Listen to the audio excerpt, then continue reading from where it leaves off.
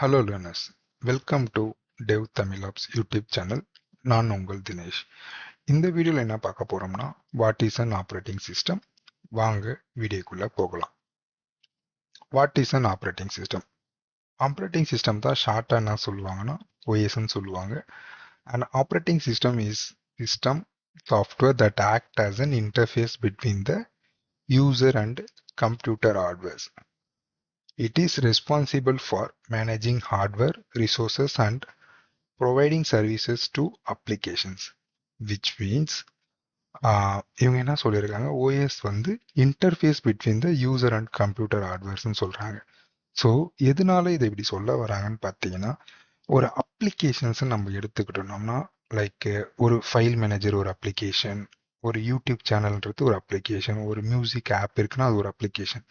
நம்ம யூசராக என்ன பண்ணுவோம்னா டைரெக்டாக போயிட்டு ஒரு அப்ளிகேஷன்ஸை ஆக்சஸ் பண்ணுவோம்.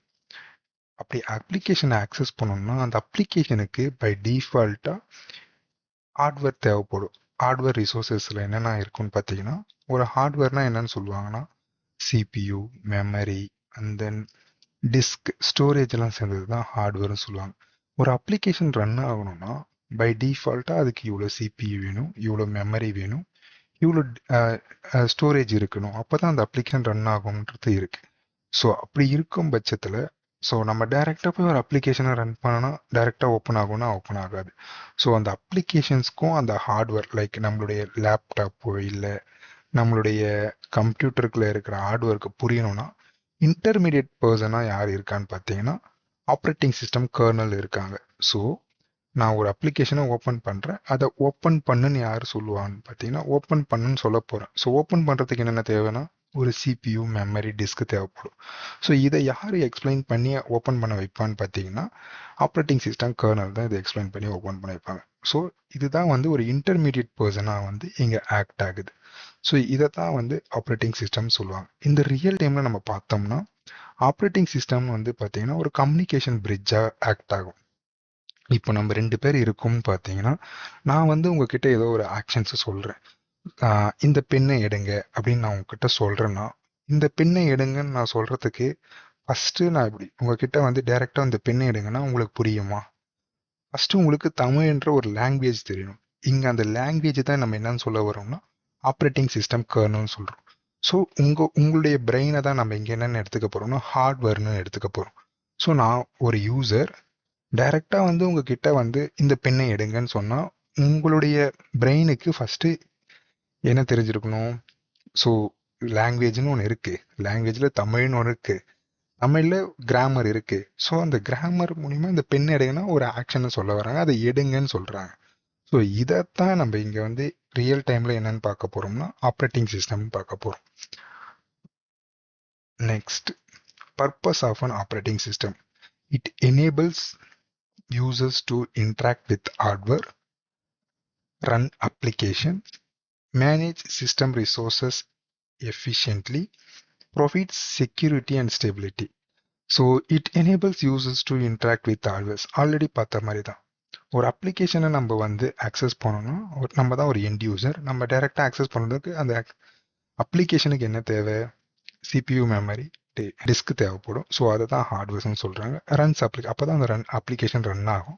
Manage system resources efficiently. So CPU, memory, disk again அதுதான் எஃபிஷியண்ட்டாக அதை மேனேஜ் பண்ணுது. Next provide security and stability, which means நம்ம ஒரு அப்ளிகேஷன் ரன் பண்ணுறோம். ஓகே, நான் போய் இந்த ஃபைலை ஓப்பன் பண்ணனா ஓப்பன் பண்ணிவிடுமா, அதுக்கு ஆக்சஸ் இருக்கான்னு ஒன்று செக் பண்ணிக்கோ. நெக்ஸ்ட்டு வந்து பார்த்தீங்கன்னா ஸ்டெபிலிட்டி, விச் மீன்ஸ் ஸோ ஒரு அப்ளிகேஷன் எப்பயுமே டவுன் ஆகாமல் இருக்க என்ன தேவைப்படும்னா அதுக்கான சிபியூ, மெமரி அண்ட் டிஸ்க். இதில் மூணுத்தில் எது ஒன்று 100% யூட்டிலைஸ் ஆகிடுச்சுன்னா அப்ளிகேஷன் டவுன் ஆகிடும். ஸோ அந்த மாதிரி நேரத்தில் அந்த குறிப்பிட்ட அப்ளிகேஷனை மட்டும் டவுன் பண்ணி என்டையர் சிஸ்டமே டவுன் பண்ணாமல் பார்த்துக்கன்றதையும் ஓஎஸ் தான் பார்த்துக்குது. Next, OS as a resource manager. Already பார்த்த மாதிரி தான் இந்த ஒரு அப்ளிகேஷன் ரன் ஆகிறதுக்கு சிபியூவை ப்ராசஸ் ஷெடியூல் பண்ணு, இவ்வளோ ப்ராசஸ் தான் வேணும் இந்த சிபியூக்கு. அந்த மெமரி அலோகேஷன்ஸ், ஸோ இந்த அப்ளிகேஷன் ரன் ஆக இவ்வளோ மெமரி தான் வேணும், க்ளோஸ் பண்ணிவிட்டு அந்த அப்ளிகேஷன் அந்த அலோகேஷனை டீஅலோகேட் பண்ணிடணும்னு அது சொல்ல போகுது. நெக்ஸ்ட்டு ஸ்டோரேஜ், ஒரு ஃபைல் இருக்குன்னா இதுக்கு இவ்வளோ டிஸ்க் தேவைப்படும்ன்றதையும் அதுதான் மேனேஜ் பண்ணுது. அண்ட் தென் எதனா ஒரு டிவைஸை நம்ம சிஸ்டத்தில் கனெக்ட் பண்ணியிருக்கிறோன்னா அதை மேனேஜ் பண்ணுறதும் ஓஎஸ் தான். நெக்ஸ்ட் வந்து பார்த்தீங்கன்னா examples of popular operating system. So Microsoft Windows, Mac OS, Linux, Unix, ஆண்ட்ராய்டுன்னு டிஃப்ரெண்ட் கைண்ட் ஆஃப் ஓஎஸ் இருக்கு.